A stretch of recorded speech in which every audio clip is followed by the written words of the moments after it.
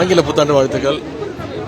பொங்கல் தமிழர் திருநாளை முன்னிட்டு முதலமைச்சர் அவர்கள் இந்த வருடம் அனைத்து ரேஷன் அட்டைகளுக்கும் 2,22,00,000 ரேஷன் அட்டைகளுக்கு பொங்கல் பரிசு தொகையாக ரொக்கமாக 3,000 ரூபாயும், அப்புறம் ஒரு தரமான வேஷ்டி சேலை, 1 கிலோ பச்சரிசி, 1 கிலோ சர்க்கரை, அப்புறம் ஒரு கரும்பு ஆகியவற்றை பொங்கல் பரிசாக முதலமைச்சர் அவர்கள் அறிவிச்சிருக்கிறாங்க. நீங்க முதலமைச்சர் துவக்கி வச்சிருக்கிறாங்க.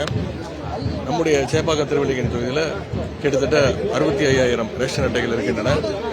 முதல் கட்டமாக இன்னைக்கு துவங்கி வருகின்ற 14ஆம் தேதி வரைக்கும் ஏற்கனவே டோக்கன்கள்லாம் கொடுக்கப்பட்டு முறையாக இந்த பரிசு தொகுப்பு இந்த பகுதி மக்களுக்கு கொடுக்கப்பட இருக்கின்றது.